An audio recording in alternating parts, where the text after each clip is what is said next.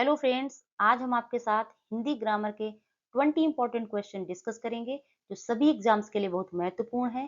Please friends video में बने रहें, वीडियो को लास्ट तक देखें। आपका पहला प्रश्न है, दशानन किस प्रकार का शब्द है? योगरूढ़, यौगिक, रूढ़, इनमें से कोई नहीं। आपका सही उत्तर है ए योगरूढ़। योगरूढ़ शब्द वे होते हैं जो दो या दो से अधिक यौगिक शब्दों के योग से बनते हैं, लेकिन वे किसी विशेष अर्थ के लिए रूढ़ हो जाते हैं। आपका दूसरा प्रश्न है, निम्न में से कौन सा शब्द तुर्की भाषा का है? रिक्शा, कैंची, चाय, कमरा। आपका सही उत्तर है बी कैंची। आपका तीसरा प्रश्न है, जिस शब्द के कई सार्थक खंड हो सकें उन्हें क्या कहते हैं? यौगिक, मिश्रित, रूढ़, योग रूढ़। आपका सही उत्तर है ए यौगिक। आपका चौथा प्रश्न है, कौन सा शब्द देशज नहीं है? पुष्कर, डिबरी, ढोर, पगड़ी। आपका सही उत्तर है ए पुष्कर। देशज शब्द वे शब्द होते हैं जो क्षेत्रीय भाषा में जो बोले जाने वाले शब्द होते हैं, वही हमारे देशज शब्द होते हैं। आपका पांचवा प्रश्न है, जिन शब्दों की उत्पत्ति का पता नहीं चलता उन्हें कहा जाता है? तद्भव, संकर, तत्सम, देशज। आपका सही उत्तर है डी देशज। देशज शब्द वे शब्द होते हैं जिनकी उत्पत्ति क्षेत्रीय होती है और जो देश की बोलचाल की भाषाओं से हिंदी में शामिल हुए हैं। इन्हें देश में जन्मा भी कहा जाता है, जैसे लोटा, खिड़की, पगड़ी, डिबिया। आपका छठवां प्रश्न है,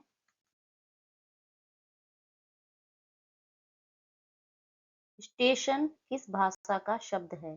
अंग्रेजी, डच, चीनी, फ्रेंच। आपका सही उत्तर है ए अंग्रेजी। आपका सातवां प्रश्न है, रेलगाड़ी शब्द है देशज, संकर, तत्सम, विदेशज। आपका सही उत्तर है बी संकर।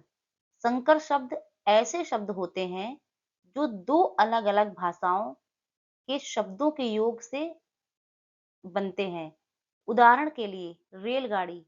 रेलगाड़ी में रेल अंग्रेजी भाषा का शब्द है और गाड़ी हिंदी भाषा का, और ये मिलकर के एक नया संकर शब्द बनाते हैं। आपका आठवां प्रश्न है, चक्रपाणी में कौन सा समास है? बहुव्रीहि, तत्पुरुष, अव्ययीभाव, कर्मधारय। आपका सही उत्तर है ए बहुव्रीहि समास। चक्रपाणी में बहुव्रीहि समास है क्योंकि इसका समास विक्रय चक्र है पाणी में जिसके होता है, और यह भगवान विष्णु जैसे किसी तीसरे विशेष अर्थ को प्रकट करता है। बहुव्रीहि समास में कोई भी पद प्रधान नहीं होता, बल्कि दोनों मिलकर के किसी तीसरे विशेष अर्थ का बोध कराते हैं। आपका नवां प्रश्न है, परीक्षा शब्द निम्न वर्गों में से किस वर्ग में आता है? तद्भव, विदेशज, तत्सम, देशज। आपका सही उत्तर है सी तत्सम। तत्सम शब्द वे शब्द होते हैं जो बिना परिवर्तन के हिंदी में यूज किए जाते हैं। संस्कृत के ऐसे शब्द जिनमें हम कोई परिवर्तन नहीं करते, एज इट इज हिंदी में यूज होते हैं, वो हमारे तत्सम होते हैं। आपका 10वां प्रश्न है, निम्न में कौन सा पद अव्ययी भाव समास है? आचार कुशल, प्रतिदिन, कुमारी, ग्रहगत। आपका सही उत्तर है बी प्रतिदिन। प्रतिदिन में हमारा अव्ययी भाव समास है। अव्ययी भाव समास वह समास होता है जिसका पहला पद अव्यय होता है और प्रधान होता है, और समस्त पद भी अवयव का काम करता है। आपका 11वां प्रश्न है, निम्न में कौन सा शब्द कृदंत प्रत्यय से बना है? बिकाऊ, दुधारू, कृपालु, रंगीला। आपका सही उत्तर है ए बिकाऊ। कृत प्रत्यय क्रिया या धातु के अंत में लगते हैं तथा इनसे बने शब्दों को कृदंत कहते हैं। आपका 12वां प्रश्न है, इनमें कौन सा शब्द समूहवाचक प्रत्यय नहीं है? गण, वर्ग, प्रेस, लोग। आपका सही उत्तर है सी प्रेस। समूहवाचक प्रत्यय वे शब्दांश होते हैं जो किसी मूल शब्द के अंत में जुड़ करके उस शब्द से बने नए शब्द में समूह या संग्रह का भाव व्यक्त करते हैं। आपका 13वां प्रश्न है,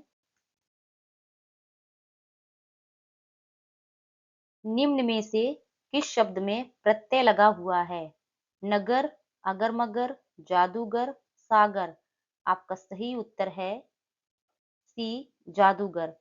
प्रत्यय वे शब्दांश होते हैं जो किसी शब्द के अंत में जुड़कर नए शब्द बनाते हैं और उसके अर्थ में परिवर्तन या विशेषता लाते हैं। आपका 14वां प्रश्न है, कृदंत प्रत्यय किन शब्दों के साथ जुड़ते हैं? सर्वनाम, विशेषण, क्रिया, संज्ञा। आपका सही उत्तर है सी क्रिया। कृदंत प्रत्यय क्रिया के साथ क्रिया शब्दों के साथ जुड़ते हैं। आपका 15वां प्रश्न है,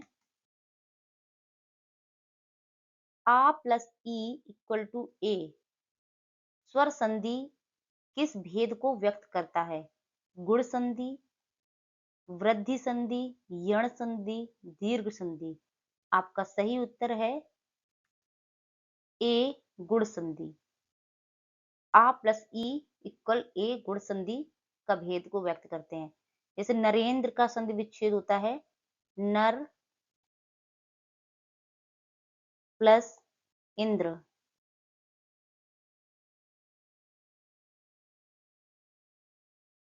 यहाँ पे छोटा आ और छोटी ई मिलकर के ए बन जाते हैं तो ये हो जाता है नरेंद्र।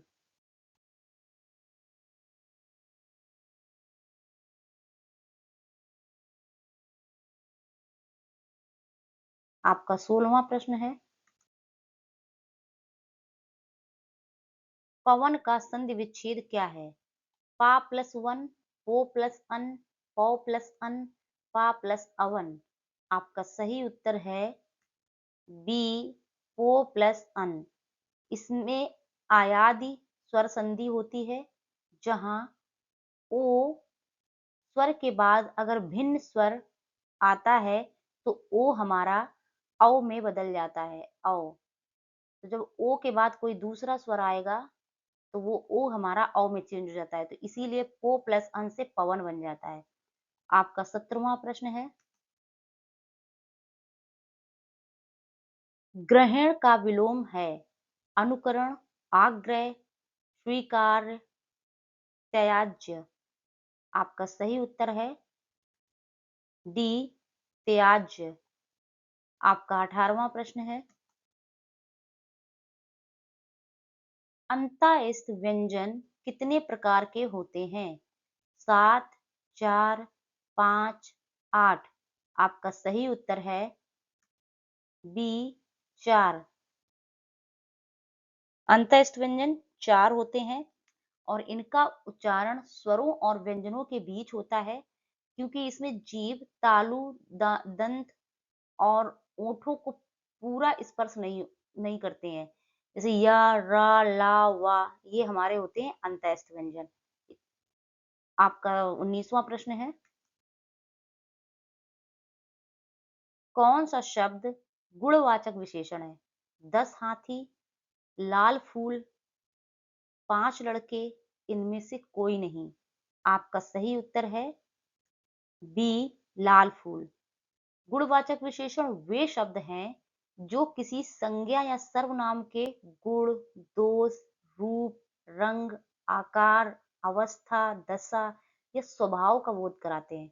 जैसे अच्छा बड़ा, काला, सुंदर, खट्टा, नया, प्राचीन, ग्रामीण, ये सारे हमारे गुणवाचक विशेषण हैं। आपका 20वां प्रश्न है, पवित्र में प्रयुक्त संधि का नाम है। गुण संधि, वृद्धि संधि, अयादि संधि, यण संधि। आपका सही उत्तर है सी, अयादि संधि। पवित्र शब्द में अयादि संधि है। इसका संधि विच्छेद होता है पो प्लस इत्र, जिसमें ओ स्वर का मेल ई स्वर से होने पर औ बन जाता है, जिससे पवित्र हो जाता है। आप प्लीज फ्रेंड्स, अगर आपको वीडियो पसंद आया है और अगर आप चैनल में नए हैं तो प्लीज चैनल को सब्सक्राइब कर लीजिए, और अगर वीडियो पसंद आए तो प्लीज वीडियो को लाइक कर दीजिए और कमेंट बॉक्स में कमेंट करके हमें जरूर बताइए कि आपको वीडियो कैसा लगा।